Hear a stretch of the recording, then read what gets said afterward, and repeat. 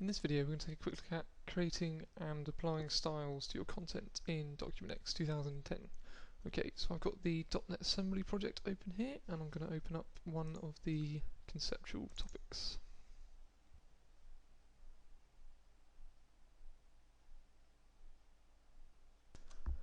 Okay, so on the right hand side here we've got the style picker, which allows you to create and remove any styles, change the element type for the currently selected element, or apply any existing styles from this list, which is empty at the moment since we don't have any styles defined.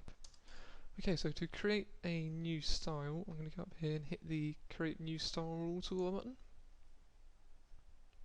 Okay, so this has opened up the style builder, which allows us to apply an existing style, create an inline style, or create a new name style that will live in one of the style sheets that are in this project. So I'm going to leave it on define a new name style, call it new style, and that's going to end up in customstyles.css. In the top right of the style builder we have a combo box which allows us to pick the type of captions that are displayed in the style builder.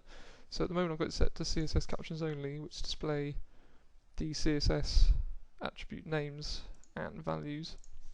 If I change this to friendly, this changes the names, so if you're not familiar with CSS you still get an idea of what all these mean,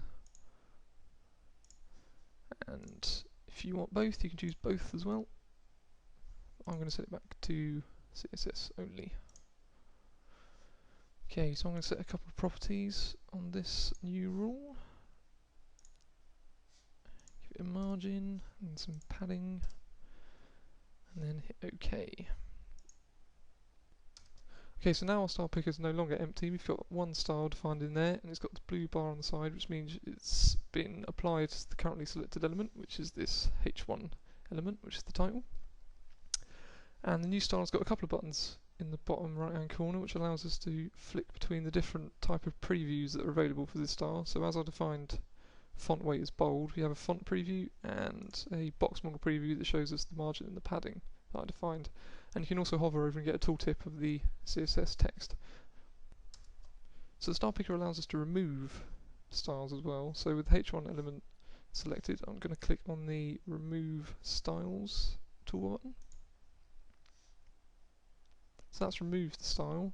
So if we ever want to apply this style again, just select the content we want to apply it to. So I'm going to select some inline content there, and then click on the style in the style picker. As you see, that's got a nice bold effect. Okay, so this concludes this very short introduction on creating and applying styles to content in Document X 2010.